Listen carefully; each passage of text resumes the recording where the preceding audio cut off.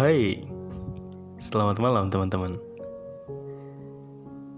Em, Cerita berlanjut ke part 13. Pasti kalian kaget, kenapa hari ini ada 2 part? Karena memang aku lagi sempetin buat cerita hari ini. BTW, terima kasih banyak loh buat teman-teman semuanya yang masih support aku. Dan semoga kalian semuanya bisa terhibur dengan cerita yang aku sampaikan. So, sebelum kita lanjut ke ceritanya, jangan lupa tekan like, komen, dan sebanyak-banyaknya di komenan video ini. Lalu subscribe juga channel aku, follow IG aku @jamalard96 bagi teman-teman sahabat duniaku yang mau berteman dengan aku. Dan terima kasih banyak atas supportnya, dan semoga aja channel duniaku makin lama makin berkembang. Ya, terima kasih banyak, dan mari kita lanjut aja ke ceritanya. Let's go!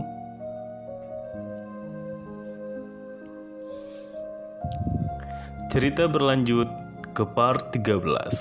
Di saat kemarin berduka, Fajar dan Glenn terpisah oleh alam yang berbeda.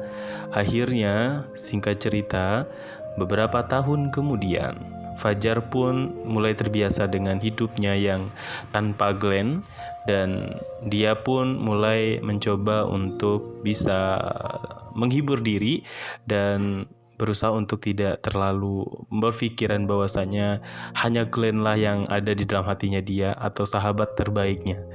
Singkat cerita, 2 tahun kemudian, di saat Fajar sudah mencoba untuk melupakan Glenn, dan ada Yuda di sana yang menjadi orang yang bisa menggantikan posisi Glenn, dan dia termasuk sahabat yang baik banget. Singkat cerita, ini sudah berlanjut pada saat Fajar, Bayu, Sarah, dan Yuda mempunyai impian masing-masing. Lulus dari SMA, mereka melanjutkan ke jenjang pendidikan yang lebih tinggi, dan mereka tidak satu tempat pendidikan lagi. Fajar di satu tempat, Sarah di satu tempat, Bayu di satu tempat, dan Yuda di satu tempat. Mereka mempunyai visi dan misi masing-masing, yang dimana mereka nggak bisa bersama lagi untuk kemana-mana. Sama halnya ini terjadi pada saat Fajar pindah ke Kalimantan dan meninggalkan sahabat-sahabatnya yang ada di Jakarta. Oke, kita tarik ulur ceritanya. Fajar kembali dihubungi oleh beberapa sahabatnya yang ada di Jakarta. Kira-kira apa yang disampaikan oleh sahabatnya yang ada di Jakarta? Mari kita simak ceritanya. Pada hari itu, Fajar ditelepon oleh salah satu sahabatnya yang ada di Jakarta. Kalian masih ingat Boy? Yes, Boy adalah salah satu sahabatnya yang ada di Jakarta dan masih menyimpan kontaknya walaupun mereka sudah lama tidak berkomunikasi.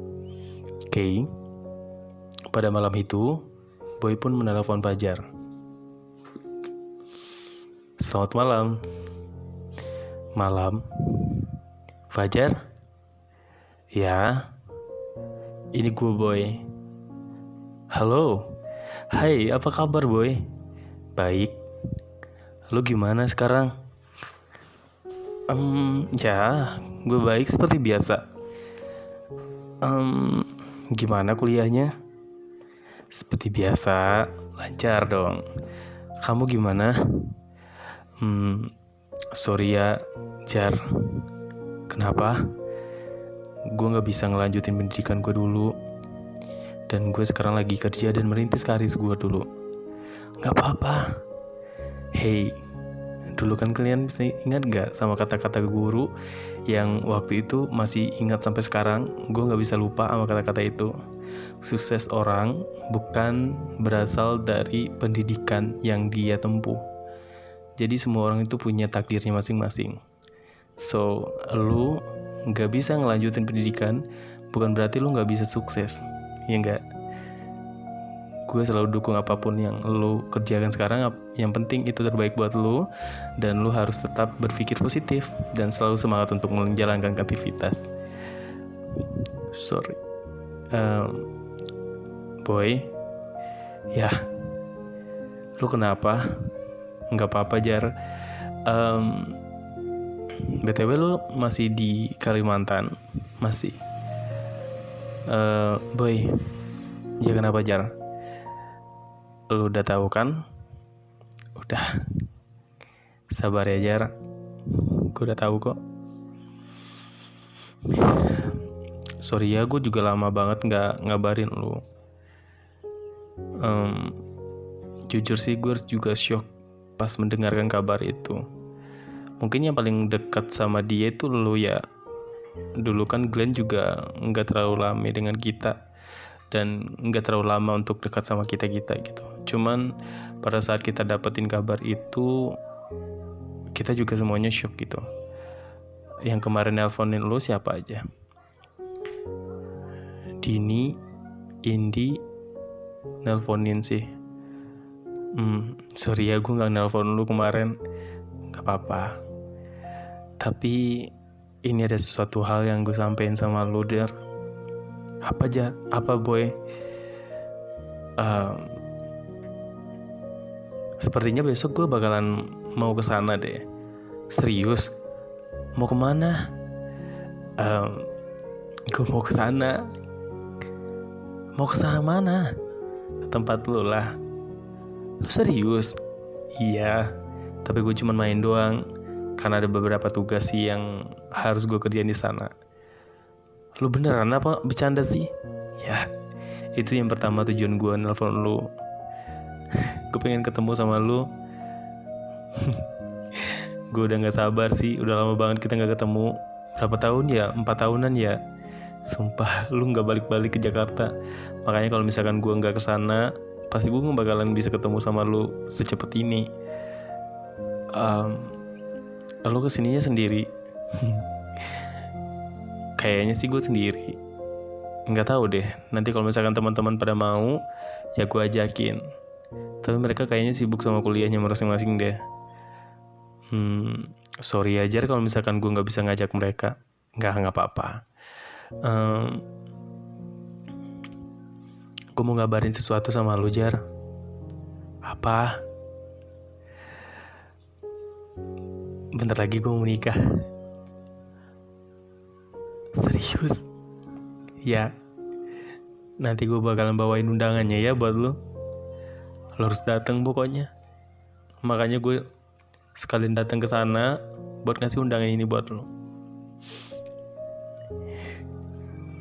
Gue sedih, Jar. Sedih kenapa? Sedih aja. Di hari yang bahagia gue ini, lu jauh dari gue. Gak ada yang lebih baik temen daripada lu, Jar.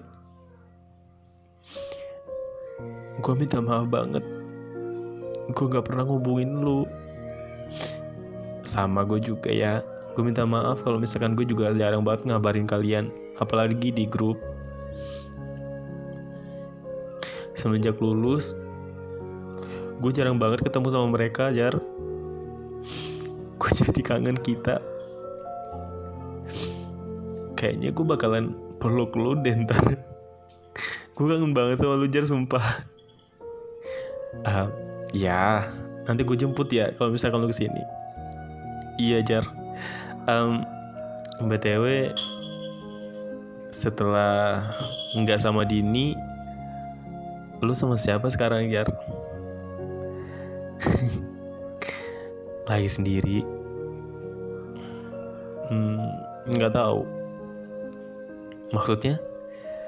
Ya, lagi sendiri aja.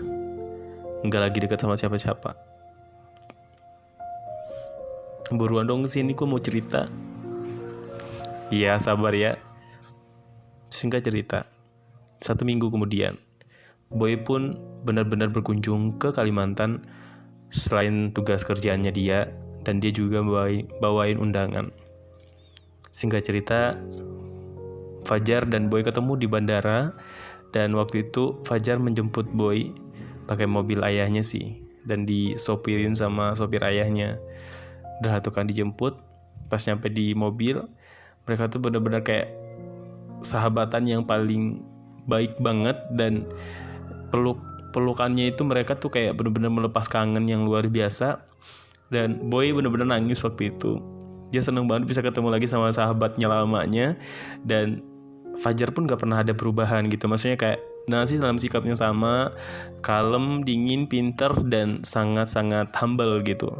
Dan Boy orang yang paling cekatan, orang yang paling di dalam kelompok itu orang yang paling giat. Dan walaupun mungkin dia gak bisa ngelanjutin kuliahnya dia selulus dia SMA, dan dia harus berwirausaha dan mempunyai kerjaan sendiri, dan dia sekarang mempunyai suatu bisnis yang dimana dia sendiri yang mengelola gitu loh. Nah itu adalah salah satu tujuannya dia ke Kalimantan, juga melihat bisnisnya dia yang ada di Kalimantan. Pokoknya ternyata dia juga udah sukses banget Boy ini, dan dia belum cerita sama Fajar gimana awalnya, kenapa dia bisa seperti ini kayak gitu. Dan Fajar pasti pengen tahu banget gimana awal karirnya seperti itu gitu loh. Oke, singkat cerita mereka nyampe di rumahnya Boy, di rumahnya Fajar.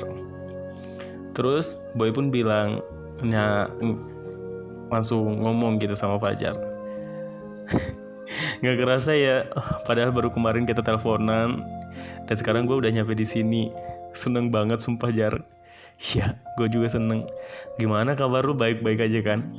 Baik. Bentar, lu duduk dulu deh. Gue beli minum dulu. Gue ngambilin minum dulu ya belakang ya. Ternyata minumnya nggak ada. Mbak, iya mas, aku boleh minta tolong nggak? Ya, minta tolong beli minuman di luar. Kayaknya di kulkas sudah pada habis ya minumannya ya. Iya, belum dibelanjain mas. Padahal udah dikasih sih sama ayahnya mas tadi uangnya, cuma belum dikasih ke pasar, belum belanja. Ya udah, mbak sekalian mau belanja. Tapi ntar dulu deh mbak, beliin minuman dulu ya, nanti baru belanja ke pasarnya. Iya mas, tenang aja. Oke, beli berapa nih? Terserah deh mbak, buat isiin di kulkas juga ya, nanti buat kulkas. Iya, oke. Singkat cerita udah dibeliin sama mbaknya. Terus dia ngobrol lagi tuh sama Boy. Sumpah Boy makin keren banget karena dia udah punya usaha sendiri. Akhirnya Fajar pun kayak, gila lu keren banget sekarang Boy, lu udah sukses, lu udah punya usaha sendiri, dan lu juga sesuai dengan apa yang lu harapin dulu kan. Lu pengen punya usaha sendiri dan pengen punya karyawan, dan sekarang lu udah bisa, semuanya keren banget. Iya. Dan lu gimana sekarang kuliahnya? Alhamdulillah lancar kok. Udah semester berapa sekarang? Semester 5. Keren. Katanya mau ngundang. Mana undangannya? Oh iya, bentar. Gue ambil dulu ya. Dia ambil tuh dalam tasnya. Terus dia langsung bilang, ini Jar, Dini. Iya Jar, lu mau nikah sama Dini? Sorry ya Jar. Gak apa-apa, kok lu minta maaf? Gue tahu dulu kan lu ngejar-ngejar Dini banget. Sampai berantem kan sama Glenn. Dan sekarang Dini udah berubah, Jar. Dan gue juga gak tahu sih kenapa gue bisa kepikiran untuk nikah sama Dini. Panjang deh ceritanya Jar. Dini sekarang jadi perawat Dar. Dia cantik banget, baik banget. Dan gue juga gak bisa ngeliat dia tuh sama orang lain. Selepas kalian ninggalin dia, jujur aja ya, Dini itu banget kesepian. Dan dia selalu mikirin kalian berdua. Karena jujur aja Dini tuh dulu nyimpen rasa juga sama lu. Dan dia cerita sehabis lu udah pindah ke Kalimantan, dia cerita sama gue. Dan gue gak tahu kenapa tiba-tiba gue kayak terbesit dalam hati gue, lu bakalan bisa gue jagain kayak gitu. Tapi itu gak langsung tiba-tiba gue langsung bilang kayak gitu ke dia, enggak. Itu lambat laun setelah lulus SMA. Kita juga sempat kepisah juga sama Dini sama Indi. Itu tuh kita sempat kepisah juga tuh satu, dan jarang banget ketemu. Nah ketemu lagi tuh setelah 1 tahun kita lulus. Dan barulah tuh gue beraniin diri, karena gue udah punya usaha sendiri, gue beraniin diri untuk datang ke rumahnya. Dan gue nanyain apakah Dini masih sendiri. Akhirnya Dini pun keluar dari kamarnya dan dia yang jawab dia mau, kayak gitu. Akhirnya itu selama 1 tahun kita kenalan dan seperti kayak itu, karena kan dari awalnya kita udah sama-sama kenal kayak gitu kan. Akhirnya orang tua pun setuju dan kita sorry aja, nggak apa-apa, gue seneng malahan. Gue tahu kok lo suka kan sama Dini dulu, tapi gue harap saat lo nanti datang, gue yakin Dini bakalan sedih sih. Ternyata beda rasanya Dar. Dekat sama sahabat kita sendiri, apalagi nikah sama sahabat kita sendiri. Gue aja gak kebayang kayak gimana nantinya. Cuman gue berharap banget lu datang, Jar. Ya gue bakalan datang kok. BTW, lu habis ini kan mau ke tempat usaha lu kan? Gue ikut ya, kata Fajar gitu. Emang lu besok gak kuliah?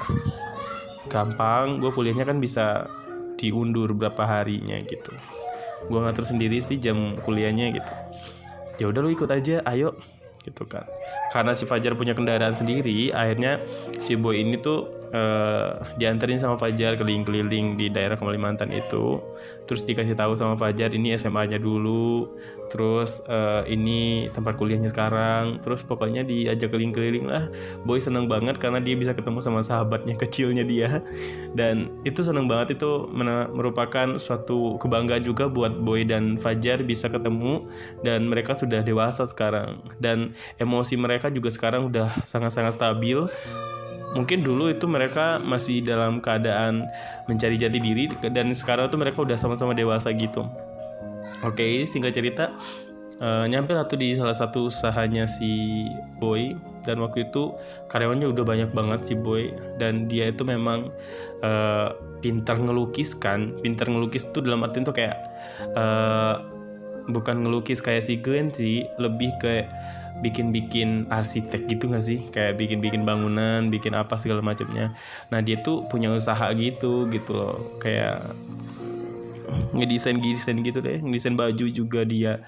Pokoknya keren deh, pokoknya si Boy udah banyak yang dia iniin gitu. Kayak singkat cerita, udah ketiga tempat usahanya dia, akhirnya dia balik lagi. Dan Fajar pun bilang, udah lu mah di sini aja, nggak usah sewa penginapan atau apa gitu, tidurnya di sini aja. Dan waktu itu Fajar bilang, kebetulan orang tua gue juga nggak pulang 2 hari ini karena dia masih di luar kota kayak gitu. Bukan di luar kota sih, emang banyak tugasnya gitu loh. Jadi dia tuh kadang nginep di tempat kerjaannya dia dan segala macamnya. Oke. Udah tuh kan, mereka udah jalan-jalan selama 2 hari. Akhirnya Boy pun balik lagi ke Jakarta, diantar lagi sama si Fajar. Nah waktu itu si Boy gak bisa ketemu sama orang tuanya, karena orang tuanya si Fajar ini gak di rumah waktu itu kan. Cuman Fajar selalu ngabarin ke orang tuanya bahwasannya ada temennya, sahabatnya yang datang ke sini. Senang dong orang tuanya biar ada temennya gitu. Oke, singkat cerita, undangan pun udah di tangannya Fajar. Dan dilihat itu tanggalnya tuh kurang lebih 1 bulan lagi. Kurang lebih 1 bulan, 2 minggu, 3 mingguan deh, 3 mingguan lagi tuh acaranya si Boy dan Fajar itu ngitung tanggalnya. Dan dia ngeliatin, oh ini bisa libur atau enggaknya kuliahnya. Dan waktu itu pas lah tuh bisa lah tuh dia bisa pulang selama 2 hari apa 3 harian di rumah. Singkat cerita, tibalah di hari H acara pernikahannya Boy dan Dini. Kalian tahu sendiri kan waktu itu Dini adalah salah satu perempuan yang menjadi pilihan hatinya Fajar. Dan sekarang dia menikah dengan sahabatnya sendiri. Oke, akhirnya di hari H-nya pulanglah tuh Fajar. Pas pulang Fajar itu dia nggak ngabarin ke si Boy, nggak ngabarin ke Dini, nggak ngabarin ke teman-teman yang lain, sahabatnya yang lain. Dan dia cuma ngabarin ke orang tuanya Glenn, karena orang tua Glenn masih ada di kampung di Jakarta. Ibunya Glenn, karena ibu Glenn itu adalah salah satu ibu yang juga, karena dia dekat banget sama ibu Glenn. Oke, udah lah tuh kan, dia pulang, dia ketemu sama ibu Glenn. Nah ibu Glenn itu nyuruh dia untuk udah nginep di sini aja, nanti kan acaranya juga ternyata Ibu Glenn ini juga diundang ke acaranya Boy ini. Udahlah tuh kan, ternyata Fajar dan ibunya Glenn ini datang barengan sama ke rumahnya Boy. Itu acaranya pas resepsinya. Kalian tahu, pas sampai di tempat acara, lokasi acaranya mewah banget. Dan dia itu nggak ngadain acaranya di rumah gitu. Jadi dia tuh kayaknya nyewa gedung gitu. Dan emang super mewah banget. Dan dia bisa ketemu dengan teman-teman SMA-nya, teman-teman kuliahnya si teman-teman kuliahnya si Dini. Tapi mereka kan nggak kenal. Tapi kalau teman-teman SMA, SMP-nya dia tuh kan mereka kenal semua. Udah tuh kan banyak banget yang udah kenal sama Fajar, udah banyak yang kayak Kak Fajar ya kayak gitu. Karena dulu salah satu orang yang dikenal juga sih di sekolahan Fajar ini gitu loh, karena sering mengharumkan nama sekolah gitu kan. Akhirnya banyak tuh guru-gurunya juga seneng banget ketemu sama Fajar. Terus habis itu ketemu lah tuh sama pengantinnya. Kalian tahu gak sih? Sedih sih. Yang paling pertama nangis itu adalah Boy. Boy terharu banget karena Fajar datang ke pernikahannya dia. Dan dia meluk Fajar tuh seneng banget gitu, kayak makasih banyak kamu udah datang, kamu udah nyempatin waktu kamu tuh datang ke sini. Haidin, Fajar. Jadi mereka itu kan emang sahabatan ya bertiga ya. Di sana juga ada Indi sih. Mereka, Cindy belum datang waktu itu. Mereka pelukan bertiga tuh. Diliatin oleh banyak yang tamu undangan itu, ngeliatin semua karena Dini dan Boy ngelepas kangennya mereka tuh di panggung pengantin itu gitu loh. Nggak kebayang tuh sedihnya kayak gimana.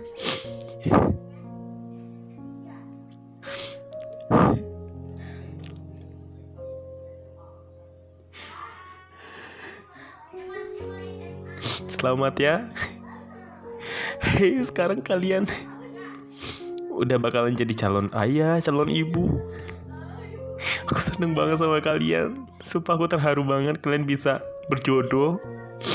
Pokoknya kalian harus saling menjaga satu sama lain, saling mengerti. Kalian udah kenal dari lama.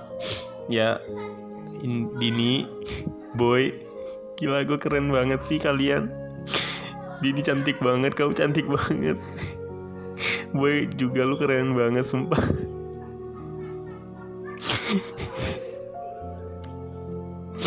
Kau makan dulu ya. Akhirnya Boy itu turun dari panggung untuk nganterin si Fajar nyari makan, ngambilin makan, terus ditemenin makan sama ibunya Glenn juga sih. Nemenin makan, ngobrol-ngobrol segala macam. Dini juga ikutan. Waktu itu pengantin jadi turun dua-duanya.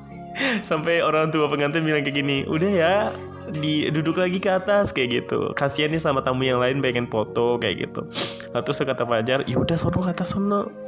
Kata Fajar gitu. Ibunya Glenn seneng banget karena teman-temannya pada baik banget sama Fajar gitu loh. Terus ibu Glenn bilang kayak gini, seandainya Glenn juga masih ada di sini, pasti kalian juga bakalan ibu bakalan ngelihat kalian berempat kayak gitu-gitu. Ibunya sedih kan waktu itu. Terus Fajarnya bilang, sekarang akan ada Fajar bu. Ibu kan bisa nganggap Fajar itu sebagai anaknya ibu sendiri kayak gitu. Dipeluk lah tuh. Dah. Singkat cerita, sudah selesai acara pernikahan mereka. Akhirnya si Fajar pun memutuskan untuk kembali lagi ke Kalimantan. Begitu teman-teman. Jadi sahabatnya mereka dulu mengundang di acara. Fajar karena menghargai persahabatan mereka, dan Fajar pun pulang untuk bertamu ke rumah sahabatnya gitu. Terima kasih teman-teman sudah mendengarkan cerita kali ini. Support terus dan semoga selalu bahagia. Terima kasih, bye-bye.